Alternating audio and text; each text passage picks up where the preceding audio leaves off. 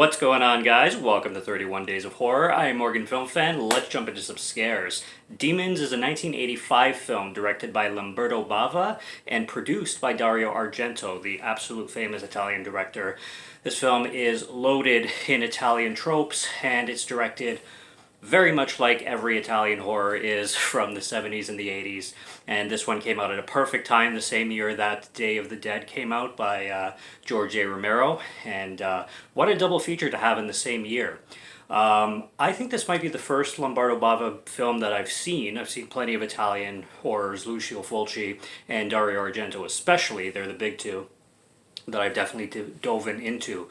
But Lamberto Bava is new to me, so I knew pretty much what I was getting into, and I knew I was going to be blown away. I just didn't know exactly how much. And wow, this film is very impressive. It came out at a 4.5 out of 5 for me, but that's just because it's a first time watch. I'm pretty sure, first of all, this film holds so much rewatch value, and it seems like the type of film that every time I view it, I'm going to experience something new in it, and that will probably go for many, many, many viewings. And it's so close to a 5 out of 5. I mean, for an Italian horror film, it's damn near perfect. I mean, the practical effects are glorious. They're 10 out of 10. And they're spread out all over the place. Like, as soon as the film's, like, 10, 15 minutes into the film, you're already getting some gory, practical effects. Like, one of the first ones is this girl named Rosemary, who, by the way, plays the best demon in the film, in my opinion. She goes to the bathroom and this thing starts to grow on her face and it starts to bubble and then it pops like a zit, like the most disgusting thing ever, and her face is like filled with like pussy white shit, and she's her acting, as she's transforming and everything, and then when she turns into the demon, you get this green slime coming out of the mouth, and it's so corny in the perfect way, but it's also disgusting in the perfect way. It's incredible. What we have going on here basically is a very simple premise. We're not here for too much plot. I mean, throw your logic out the window when you're coming into a film like this. This film is specifically for the gore and the violence. And we have these two girls named Cheryl and Kathy, I think it is, and they're skipping school to go to a movie theater pretty much. Cheryl was on a train. She gets to the train station, and there's this really weird guy wearing like a Phantom of the Opera mask, except it's like metallic. It looks like metal. And he starts to creep, and it's a fake out. It's as if he's gonna like attack the girl, but really he's just handing out tickets to this movie, and she gets two for her and Kathy, and then they go see this film, and we're introduced to other characters. There's Rosemary, like I said, with her boyfriend Tony, who is a very Ken Foree looking guy from Dawn of the Dead, and also Rob Zombie's Halloween. It's Joe Grizzly, bitch! That guy. Kind of a look-alike, a little bit different, but similar, and especially in personality. Like, he's this big hulking black guy with a shaved head, and menacing, and like he's just such a dickhead. Like, he's rude to Rosemary, his girlfriend. He walks into the theater, he tells her, he's just like, sit down and shut up. It's just so stereotypical douchebaggery. And just apparently I thought that the film was what was haunted and what was turning everybody into demons, but apparently it's the theater. That's how the lore is explained later on. And apparently this theater is haunted and just turns people into demons somehow. And what happens is these demons begin to grow inside the person, and eventually they pop out like gremlins. Like, and the gore is just beautiful. Like, if you're a gore hound, if you like, violent cinema, and if you know the beauty of Italian horror done properly, you're gonna love this film. Like, it's just incredible. I can't believe I took so long to watch this damn thing. And like I said, you're not here for story. I mean, the dubbing is horrible. You're just gonna have to like get over that kind of stuff. Nothing is gonna match the lips. You can tell this is like Italian producers and directors trying to make an American film. The needle drops in this film with rock songs. You get Billy Idol in here. You get Rush. You get a Rush track, and you just get a bunch of like 80s rock metal tracks that are incredible, and as well as like an Italian cheesy stereotypical score that you get in these horror movies as well.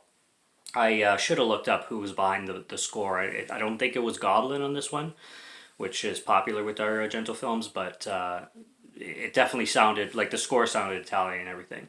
And you just get gag after gag. Like there's this one point where Rosemary as a demon wraps this like cord around these two people who are making out and like wraps their necks together and they're like stuck kissing and everything, and then she hangs one of them.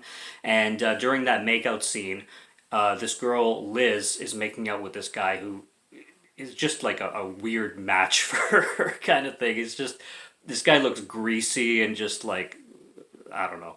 But anyway, she's into him for whatever reason, and she's sneaking behind, I don't know if it was her date or who this guy was, but she was there with a blind guy, and she's watching the movie with this blind guy, and she's trying to explain the movie to the blind guy, which is a hard situation. I don't even know why you would want to see a movie like if you're blind, but I mean, to have somebody sit there beside you in a movie theater and out loud explain what's going on, it's going to annoy the fuck out of everybody around, I'm sure. And in the middle of the film, too, you get randomly introduced to these, like, punk kids who are driving around, and the guy is literally snorting coke from a Coke can.